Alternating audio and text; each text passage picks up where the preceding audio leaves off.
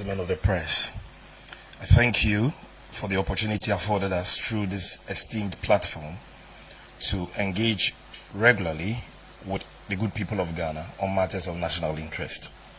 Your collaboration with the Ghana Gold Board since our establishment in April of 2025 is deeply appreciated. Our partnership has contributed significantly to the successful implementation of the mandate of the Gold Board, aimed at creating real value for the people of Ghana and maximizing national benefits from the exploitation and management of the gold resources of our dear country. Today's engagement, ladies and gentlemen, is simply intended to address a number of baseless allegations and deliberate falsehoods concerning the operations and financial health of the Ghana Gold Board that have been propagated by certain individuals in recent times.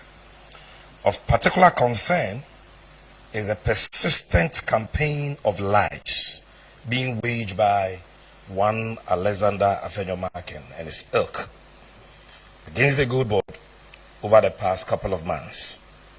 This sustained, relentless campaign reached a reckless crescendo yesterday at a press conference addressed by him within the precincts of Parliament. Afenyo-Markin's modus operandi, which can no longer be allowed to go unanswered, is to repeat the same tired falsehoods as often as possible and on many platforms as he can, in the hope that repetition will somehow transform fiction into facts and mislead unsuspecting members of the public. The Gold Board therefore deems it necessary that the record be set straight once and for all to prevent him and others like him from continuing to distort the remarkable performance and transformational impact of the Ghana Gold Board.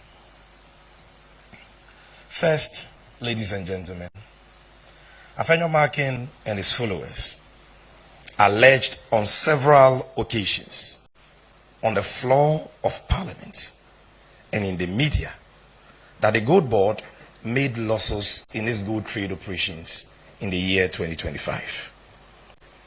This claim is a barefaced lie, which has been debunked time without number by the Gold Board. The audited annual reports and financial statements of the Gold Board for the year ended December 31st, 2025, prepared and published by the Auditor General of Ghana, discloses an operational surplus of 907 million Ghana cedis and an overall surplus of profit of 5.4 billion Ghana cedis. This is an incontrovertible fact. And today, to settle this matter once and for all, I brought to this auditorium a copy of the annual report and financial statements of the Gold Board, prepared and published by the Auditor General, not Sammy Gyamfi and the Gold Board. We don't audit ourselves. Now, if you check page 12 of this report, you will see that the Gold Board on its own, from its own operations, generated total revenue of close to 1 billion Ghana cedis and kept expenditure just around 109 million Ghana cedis. And so that is what we mean by operational profit or surplus of 907 million. It means that if you took all the revenue we generated as an organization and you deducted our expenditure from it, we had 907 million left. Now, because in the 2025 budget statement, government budgeted a revolving seed capital as its equity for the newly established Gold Board of 4.5 billion Ghana cedis, which monies hit our accounts on or about 30th of December 2025. Those funds had to be added to the revenue of the Gold Board because they were not encumbered, they were not depleted, they were not dissipated. And that is why the overall surplus is 5.4 billion. And this reporting was done by the Auditor General under what is known as IPSAS guidelines. And the chartered accountants and auditors understand this very well. So we brought 50 copies, and we are going to distribute to you the audited financials of the Gold Board for 2025 as prepared and published by the Auditor General of Ghana, which puts to rest the false claim that the Gold Board has been making losses.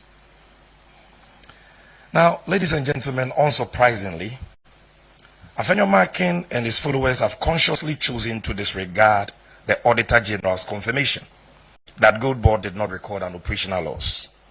They now claim that the Auditor General did not have access to the full picture concerning the operations of the Gold Board. This position, ladies and gentlemen, betrays either a crass lack of understanding of how an external audit is conducted, or a deliberate determination to undermine yet another independent state institution, independent constitutional body, when its findings do not suit their mischievous narratives. I invite you, the media, you who are the fourth estate of the realm, to check the veracity of this claim with the Auditor General, and you will come to the conclusion that officials of the Auditor General were given unhindered access to all relevant information in the conduct of their audit of the 2025 financials of the Ghana Gold Board. All documents requested by them were supplied, and all queries raised by them in their management letter were satisfactorily answered. This is why not a single, and I repeat, not a single adverse audit finding was made by the Auditor General in its 2025 audited report on the Gold Board, not on imaginary or hallucinatory losses, not on procurement breaches or breaches of the Public Financial Management Act. Not a single adverse finding in the report of the Auditor General on accounts for the year 2025. The media, I humbly submit, must not condone and entertain the deliberate propagation of lies in the face of glaring evidence to the contrary.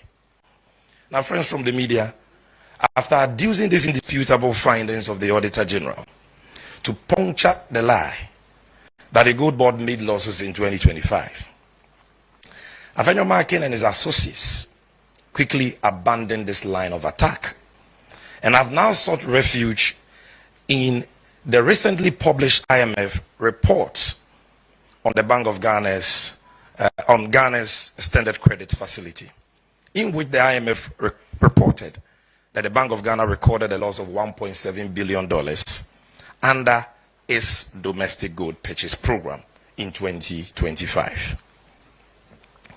Their position has now conveniently changed from the old false narrative that the Gold Board made losses to the new false narrative, which is that the Gold Board is responsible for losses incurred by the Bank of Ghana under the domestic gold purchase program.